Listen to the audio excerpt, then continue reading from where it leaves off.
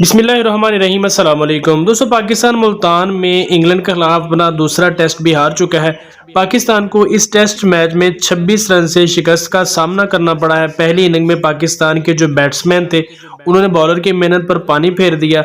और बॉलर ने जितनी भी मेहनत की बैट्समैन उस तरह की कारकर्दगी नहीं दिखा सके और बिल आखिर मैच का नतीजा ये निकला कि पाकिस्तान अपना दूसरा टेस्ट 26 रन से हार गया है और सीरीज में भी इसे शिकस्त हो चुकी है। लेकिन इस शिकस्त का जो मलबा है वो अंपायर के एक गलत फैसले की तरफ भी जा रहा है कि साउथ शकील पाकिस्तान के जो बैट्समैन थे जिन पर पाकिस्तानी टीम इन्हिसार कर रही थी और 94 रन पर जब वो बैटिंग कर रहे थे तो खाने से वक्फे से पहले आखिरी ओवर में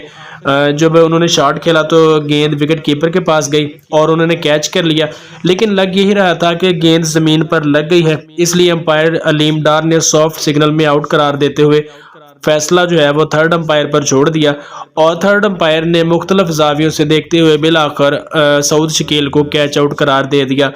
इस फैसले पर सोशल मीडिया और मीडिया पर काफ़ी तनकीद हुई और कहा यह जा रहा है कि थर्ड अंपायर को शक का फैसला बैट्समैन यानी सऊद शकील को देना चाहिए था और उन्हें नॉट आउट करार दिया जाना चाहिए था। लेकिन बाबर आजम ने कहा कि फैसला हमारे खिलाफ गया है, लेकिन अंपायर का फैसला मैच में हतमी होता है और उनका फैसला मानना भी पड़ता है। इसमें कोई शक नहीं कि अगर सऊद शकील विकेट पर खड़े रहते तो शायद ये मैच पाकिस्तान के हक में जाता और पाकिस्तान अपना ये दूसरा टेस्ट मैच जीत जाता। यही वजह है कि सऊद शकील का जो कैच आउट का फैसला है वो अभी तक सोशल मीडिया पर मुतनाज़े है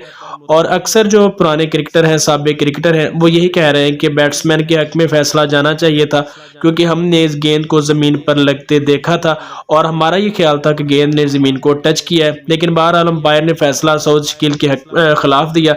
और उसका खमियाजा पाकिस्तानी टीम को ये भुगतना पड़ा कि पाकिस्तान ये टेस्ट मैच हार चुका है और ये मैच हारने के साथ साथ पाकिस्तान सीरीज भी अपने हाथ से गंवा चुका है और 2-0 से अब इंग्लैंड इस सीरीज में आगे है।